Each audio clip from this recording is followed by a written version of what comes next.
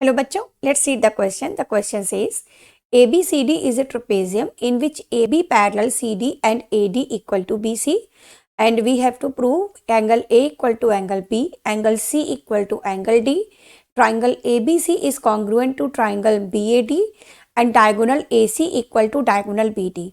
और एक हिंट भी दे रखा है, extend AB and draw a line parallel to draw a line through C parallel to DA intersecting AB produced at E. That means ये जो line CE बनी हुई है, ठीक है ना, ये जो लाइन CE बनी हुई है ये किसके पैरेलल बनाई गई है? ये वाली लाइन AD के पैरेलल बनाई गई है। मीन्स ये दोनों लाइंस जो हैं हमारी DA और CE ये दोनों पैरेलल बनाई गई हैं, ये हमारे इस हिंट के अकॉर्डिंग। ओके, तो अब क्वेश्चन करना स्टार्ट करते हैं। सबसे पहले तो हम क्या करते हैं कि ये डायगोनल्स भी ज्वाइन कर लेते हैं क्योंकि इसकी ज़रूरत हमें पड़ेगी। तो ये डायगोनल हमने ज्वाइन कर लिए। ओके, अब इन्होंने जो एंगल्स बोले हैं ना, angle A, angle B, angle C, angle D, means ये जो ट्रेपेजियम दे रखा है ABCD, इस पर बने हुए कंप्लीट एंगल्स की बात कर रहे हैं ये। तो ये जो कंप्लीट एंगल्स इन्होंने दिए हैं इनको हम कुछ नाम दे लेते हैं। ऐसा करते हैं, एंगल B को हम लिख देते हैं X, एंगल A को लिख देते हैं Y, कुछ भी नाम हम रख सकते हैं। इस पूरे कंप्लीट एंगल को नाम दे देते हैं T और इस पूरे को हमने ले लिया Z। ठीक है, तो अब हम क्वेश्चन करना स्टार्ट करते हैं। सबसे पहले तो देखिए ये AB और DC पैरेलल दे रखा है ना, AB और DC पैरेलल दे रखा है और AD पैरेलल बनाई गई है CE के। ओके, AD पैरेलल बनाई गई है CE के। तो अब यहाँ पर देखिए जब AB और DC पैरेलल हैं, AB और DC जब पैरेलल हैं और AB क्या है, AE का ही एक पार्ट है, तो हम ये कह सकते हैं ना कि AE और DC भी पैरेलल होंगे। ओके, तो अब AE और DC पैरेलल हो गए, AD और CE पैरेलल हो गए। तो ये जो AECD ये जो क्वाड्रिलेटरल है इसकी अपोजिट साइड्स पैरेलल हो गई, तो ये क्या हो जाएगा, parallelogram. Now in AECD opposite sides are parallel, so it is a parallelogram। तो ये फैक्ट हम यूज कर सकते हैं कि जो AECD है ये पैरेललोग्राम है। ओके, चलिए अब क्या करते हैं, अब हम ले लेते हैं अपना क्वेश्चन सॉल्व करना स्टार्ट करते हैं। सबसे पहले तो देखिए AD पैरेलल है CE के, AD पैरेलल है CE के। अब अगर AD और CE ये दोनों पैरेलल हैं तो एंगल BEC और Y, एंगल BEC और Y ये दोनों कैसे हो गए, ये दोनों हो गए को इंटीरियर एंगल्स और उनका सम क्या होता है 180 डिग्री। तो एंगल BEC प्लस Y को हम लिख सकते हैं 180 डिग्री क्योंकि ये एंगल हैं दोनों को इंटीरियर। ठीक है, अब इसके बाद यहाँ से हम ले सकते हैं BEC को हम लिख सकते हैं 180 माइनस Y, इस तरह से ले सकते हैं। इसी तरह से इन दो एंगल्स को देखिए, X को देखिए और एंगल CBE मीन्स ये वाला एंगल। ठीक है, ये दोनों एंगल्स का सम 180 डिग्री है क्योंकि ये लीनियर पेयर बना रहे हैं। Means X plus angle CBE इनका सम 180 डिग्री हो गया क्योंकि ये फॉर्म करते हैं लीनियर पेयर। ओके, तो लीनियर पेयर होने की वजह से ये हो गया।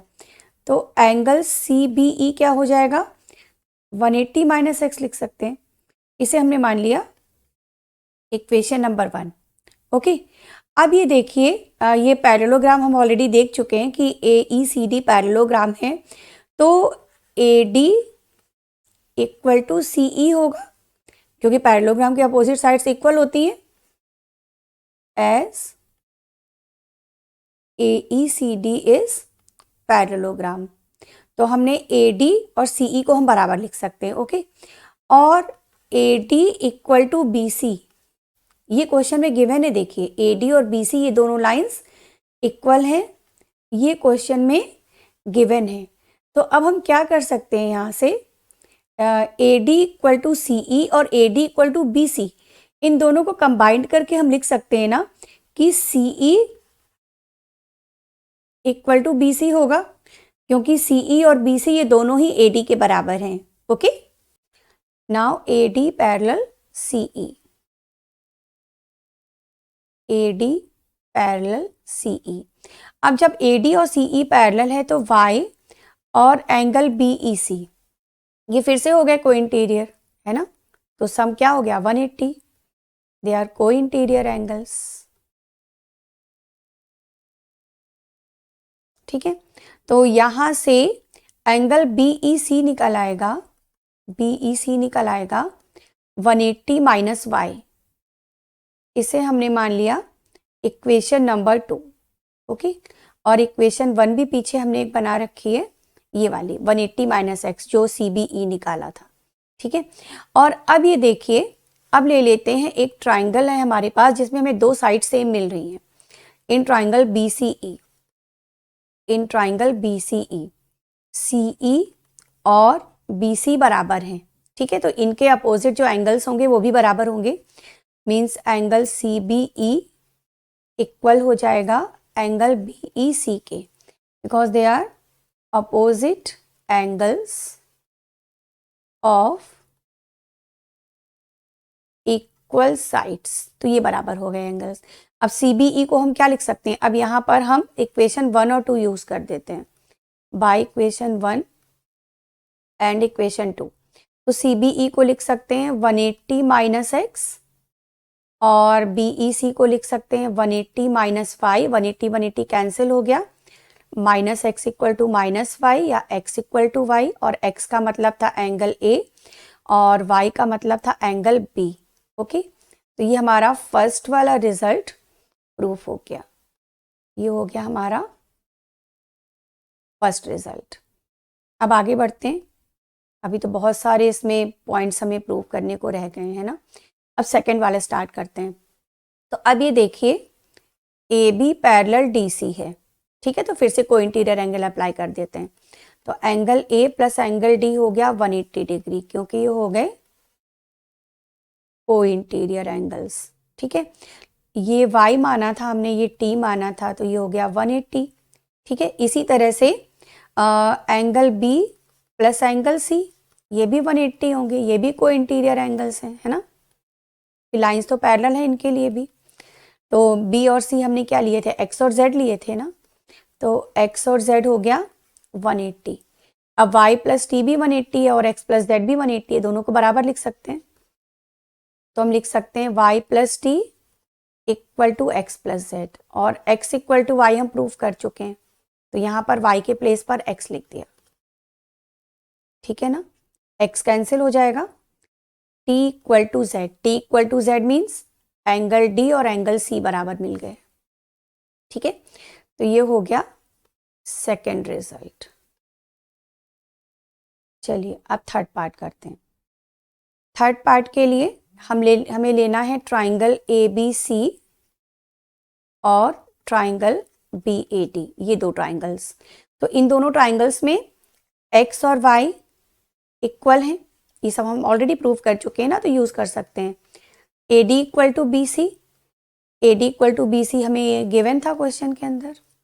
ठीक है ना, ए बी लाइन दोनों में कॉमन है,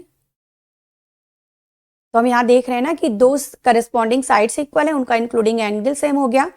तो बाय यूजिंग SAS क्राइटेरिया हम ये कह सकते हैं कि triangle A B C is congruent to triangle B A D.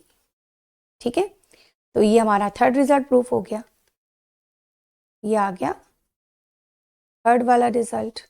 ठीक है, अब फोर्थ वाला तो बहुत ही सिंपल है। फोर्थ वाले में देखिए ये थर्ड वाला कि हम यूज कर सकते हैं ना, अब तो क्योंकि ये दोनों ट्राइंगल यहाँ पर कॉन्ग्रुएंट हैं, तो इसका मतलब A C equal to B D हम लिख सकते हैं ना by C P C T, क्योंकि कॉन्ग्रुएंट ट्राइंगल के सभी करस्पॉन्डिंग पार्ट्स होते हैं वो बराबर होते हैं। तो by C P C T हम A C equal to B D लिख सकते हैं। तो ये हमारा आ गया फोर्थ रिजल्ट। ओके, तो इस तरह से सारे पार्ट्स इसके प्रूफ हो गए। Okay, hope you understand it well. Thank you.